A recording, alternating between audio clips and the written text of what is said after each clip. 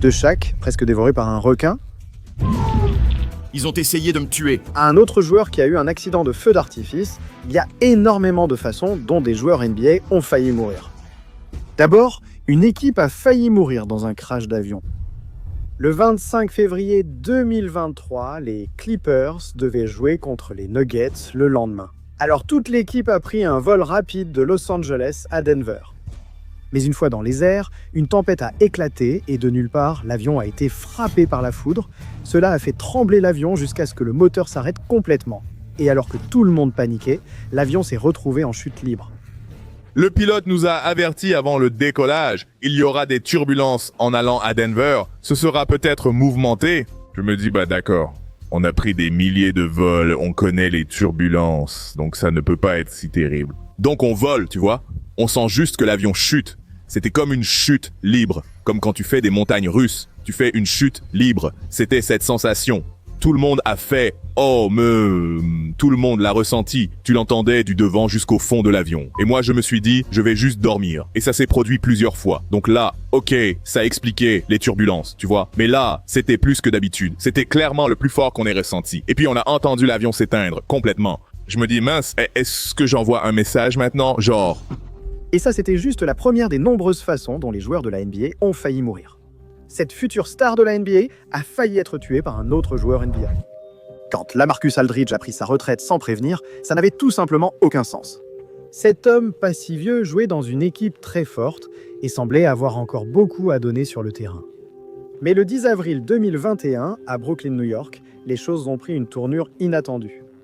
LaMarcus Aldridge occupait comme toujours le poste de pivot et tous les regards étaient sur lui face aux Lakers. Il enchaînait dunks et layups faciles, mais tout a basculé lorsqu'André Drummond l'a frappé à la poitrine lors d'une action. Après avoir marqué, le gars célébrait en faisant le geste trop petit, ignorant qu'il avait failli tuer LaMarcus Aldridge. Son cœur s'est aussitôt mis à battre irrégulièrement, mais l'adrénaline l'a poussé à continuer à jouer. Mon cœur fait que si je perds le rythme, je risque de m'évanouir. Normalement, après avoir couru, tu récupères et tu repars. Première fois que je courais et que mon rythme ne revenait pas, ça restait lent, autour de 60 au lieu de 100 battements. Comment c'est possible? Ce soir-là, je rentre, je m'allonge et tout devient très lent. Je perdais connaissance sans arrêt. Je me disais, tiens, juste jusqu'au matin et ça ira. Donc toute la nuit, je suis resté là à penser que j'allais mourir. Alors j'ai appelé l'entraîneur vers 6 heures du matin, j'ai dit, je n'en peux plus. Je suis allé à l'hôpital où j'ai été examiné, mais ne connaissant pas leur médecin, après avoir signé avec Brooklyn, je suis rentré voir le mien. Il m'a dit, je ne prendrai pas le risque, mon gars. Je n'ai jamais vu ça t'arriver. Tous les autres médecins disaient, tu vas bien, tu vas bien, tu vas bien. L'équipe me relançait sans cesse, mais j'écoutais mon médecin. J'ai décidé d'arrêter. Je l'ai appelé, ému, en pleurant. Alors, j'ai pris ma retraite et ça a fait tout un scandale ou peu importe. Dès que c'est arrivé, j'ai tout emballé et j'ai pris un jet et je me suis dit, je me casse d'ici. Parce que je me disais juste, je ne veux pas mourir. Donc avec LaMarcus Aldridge qui s'éloignait de la chose qu'il aimait le plus, sa retraite soudaine a fait parler tout le monde. Dernière nouvelle sur First Take. Après 15 ans en NBA, LaMarcus Aldridge prend sa retraite. Il a joué son dernier match le 10 avril avec un rythme cardiaque irrégulier. Aldridge a déclaré « Même si je vais mieux, ressentir mon cœur cette nuit-là a été l'une des choses les plus effrayantes que j'ai vécues. » Que Dieu le bénisse, lui et sa famille. Je suis content qu'il soit en sécurité. Je suis content qu'il aille bien. Et clairement, il prend la bonne décision parce que ce qu'il dit, c'est que ça lui a vraiment fait une peur bleue. LaMarcus a déjà dit « Je vais prendre du temps jusqu'à ce que ma santé aille bien. C'est ce qu'il doit faire. » Pourtant, bien que tous pensaient que sa retraite était la meilleure option, cela a empiré la situation. Il a reconnu avoir sombré dans la dépression, ne sachant plus quoi faire, car seul le basket le rendait heureux. Alors il a décidé de tout risquer juste pour jouer au basket une dernière saison. Le docteur m'a dit, si tu veux réessayer, faisons tous les tests cet été. Je les ai tous passés avec succès. Il a ajouté, même si ça se reproduit, je suis confiant que tu survivras. Tu ne peux jamais être sûr, mais d'après ce que j'ai vu, tu devrais être prêt. J'ai donc passé l'été ainsi. J'ai été approuvé. J'ai dû passer par la NBA. C'était un processus super long, frère, parce que tu sais bien que la NBA ne voulait pas que tu meurs non plus, évidemment. Mais j'ai réussi tout ça. Alors je me suis dit, ok, maintenant où veux-tu aller? J'ai de nouveau l'autorisation de jouer et j'avais le choix entre Boston ou Brooklyn. Et je me suis dit, eh bien j'étais déjà à Brooklyn. C'était de l'amour. Avec Kevin, tir facile. James m'envoyait des alley-oops. Alors j'ai décidé d'y retourner. Et puis c'était une saison complètement différente. Mais bon, vers la fin je n'ai pas vraiment joué. Et voilà, c'était fini. Mec, tu dois respecter la Marcus juste pour être revenu jouer après avoir failli mourir. Une autre façon dont une star NBA a failli mourir a créé un scandale de 3 millions de dollars. La vie de Kelly Oubre a failli devenir une enquête policière après son récit. Kelly venait de signer avec une nouvelle équipe, les 66ers, et maintenant qu'il était dans une nouvelle ville, bien sûr, il voulait explorer. Il n'a jamais été un secret que Kelly aimait faire du vélo de façon imprudente. J'ai toujours eu un vélo, j'ai toujours eu un skateboard, j'ai toujours été un gamin plein d'énergie qui adore faire, je suppose, des trucs un peu fous. C'est pourquoi les 76ers ont ajouté à son contrat une clause interdisant le vélo pendant la saison pour le protéger des blessures hors terrain. S'il était découvert qu'il faisait du vélo, il ne toucherait pas ses millions garantis et son contrat serait résilié. Au lieu d'obéir, Kelly a tenté de faire du vélo en cachette. Et il allait payer un prix encore plus élevé quand, apparemment sorti de nulle part, une voiture lancée à toute vitesse l'a percuté puis a pris la fuite. Kelly a quand même réussi à rentrer chez lui tout seul, espérant garder le secret qu'il faisait du vélo. Il ignorait que des caméras l'avaient filmé avec son vélo, souffrant. Je viens de me faire renverser par une voiture. Que s'est-il passé? Je viens de me faire renverser par une voiture. Sérieusement, Kelly? Il a été renversé par une voiture. Après ça, sa copine a appelé le 911 et Kelly a été transporté d'urgence à l'hôpital. Pendant ce temps, Kelly ignorait l'existence de photos de lui à vélo, alors il a fait croire qu'il marchait dans la rue au moment du délit de fuite. Mais quand les médecins ont diagnostiqué à Kelly des blessures assez graves, comme une côte fracturée, une hanche abîmée et une jambe démolie, cette histoire a commencé à devenir virale partout. Mais lorsque la police a commencé à enquêter sur son histoire, absolument rien n'avait de sens. La police dit qu'elle n'a toujours aucune vidéo ni image de l'accident avec délit de fuite impliquant Kelly Oubre, qu'il a déclaré s'être produit juste ici. Quelqu'un t'a presque percuté, et apparemment le côté du rétroviseur, le rétroviseur a touché le côté de ton corps, et à cause de ça, tu as fini à l'hôpital, mais malgré tout, c'était un délit de fuite. Tu sais à quelle vitesse il devait rouler pour que le rétroviseur latéral d'une voiture te touche, sans que tu sois hospitalisé? Désolé, mais quelque chose semble louche.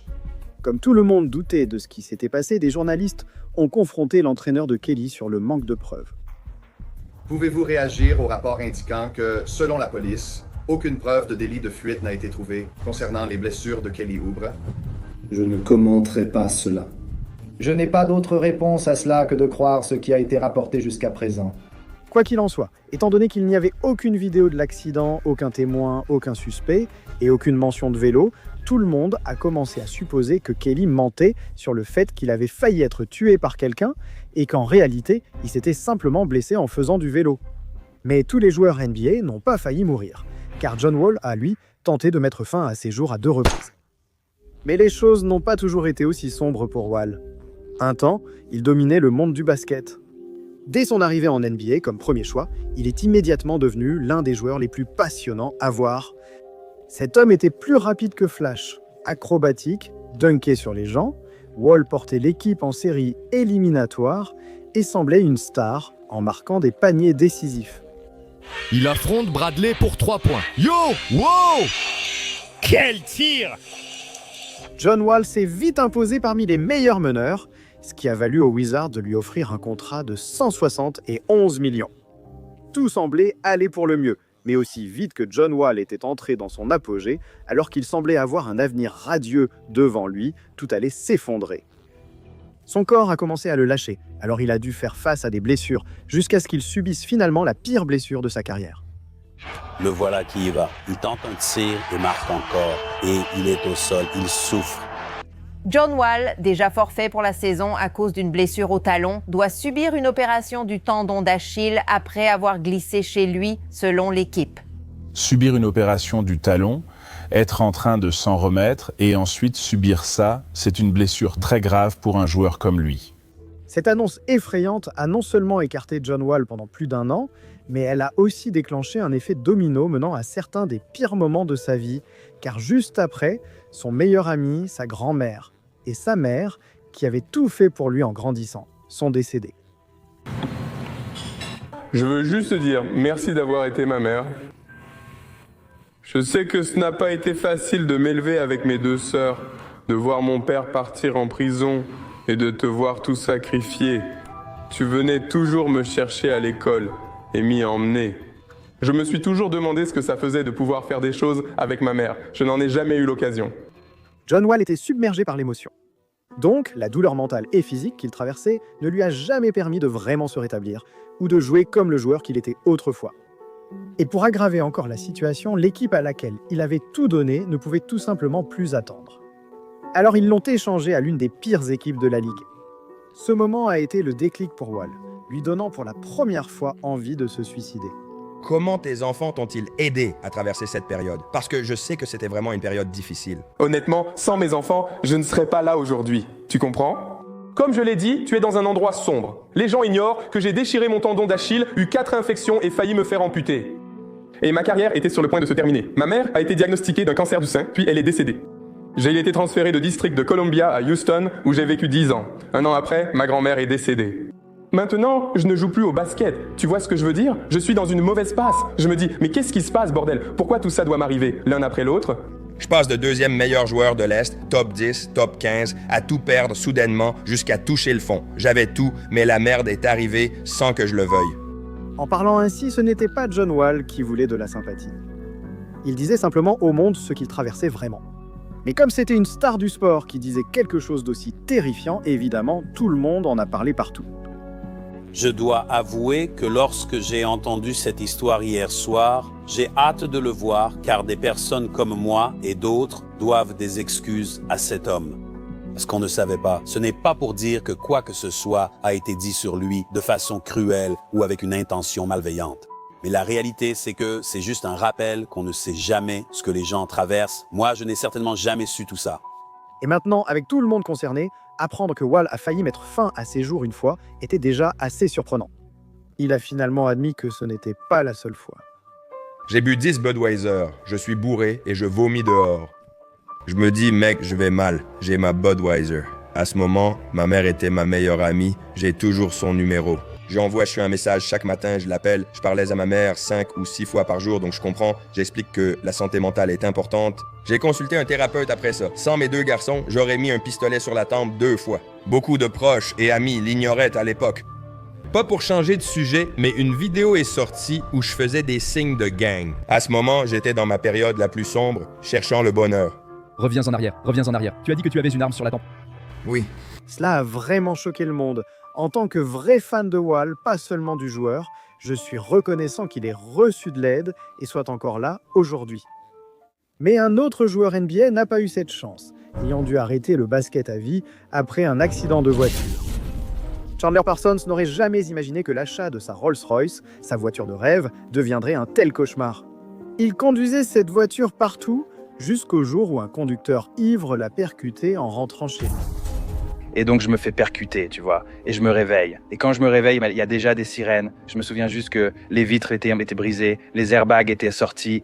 J'avais une coupure au poignet qui saignait et je ne pouvais pas bouger mon cou. Je me dis alors, c'est grave.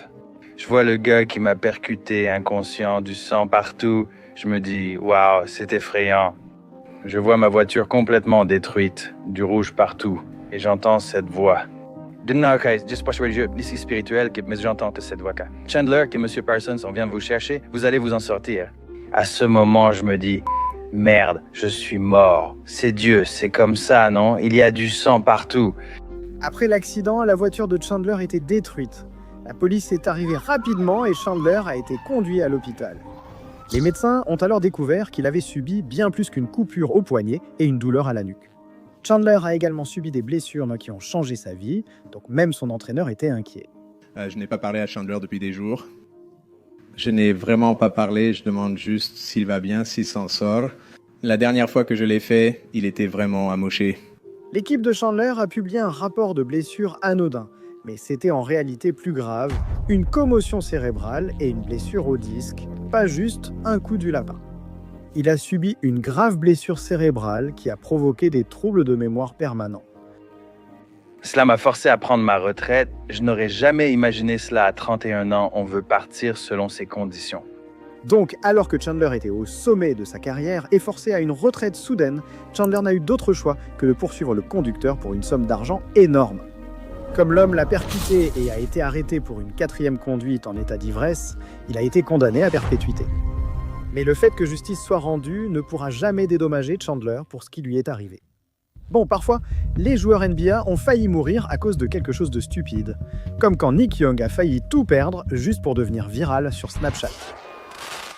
Nick n'a jamais pris la vie au sérieux. C'est l'un des mèmes les plus viraux de la NBA. Quoi qu'il en soit, à Los Angeles, le 4 juillet, Nick était sur le point de faire quelque chose d'illégal.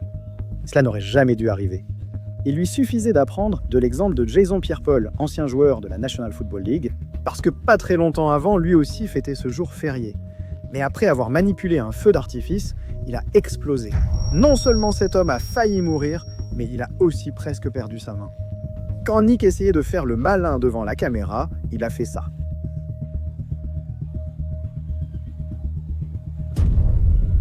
Il a eu de la chance que l'explosion ne soit pas pire. Non seulement il aurait pu être tué, mais il aurait aussi pu se faire arrêter. Parce que l'utilisation de tous les feux d'artifice à Los Angeles était interdite. Encore plus incroyable, une autre star de la NBA a aussi été victime d'un braquage. J'ai été victime d'une intrusion à domicile. 3 hommes sont entrés chez moi, m'ont braqué avec des armes et m'ont volé mes bijoux. Antoine Walker était ciblé car il montrait sans cesse son style de vie de millionnaire. Plusieurs Mercedes, il était constamment vu avec des diamants, et bien plus encore. J'ai sans doute dépensé 250 à 300 millions de dollars par an uniquement en vêtements. Donc avec le monde entier sachant combien d'argent il avait vraiment, certains criminels ont commencé à comploter pour organiser un braquage. Un soir à Chicago, Antoine roulait en ville jusqu'à ce qu'il arrive finalement à son manoir. Mais tout à coup, des hommes masqués se sont précipités sur Antoine, ont sorti une arme et l'ont forcé à entrer dans la maison. Dedans, ils ont ligoté Antoine, lui ont ordonné de compter jusqu'à 1000, puis ont fouillé la maison pour trouver des objets de valeur. Et finalement, ils ont mis la main sur 10 000 $ en liquide, une chaîne et un bracelet en diamant qui valaient 15 000, plus d'une douzaine de montres de luxe faites sur mesure, et ils ont même pris sa Mercedes noire d'une valeur de 50 000 avant de prendre la fuite. Antoine Auta a perdu plus de 100 000 $ en une seconde. Heureusement, il n'a perdu que de l'argent, pas la vie. D'accord, détendons l'atmosphère un instant, sa Mercedes était vraiment classe. Seulement 50 000, les joueurs NBA ont des voitures bien plus chères, comme celle-ci à 5 millions de $.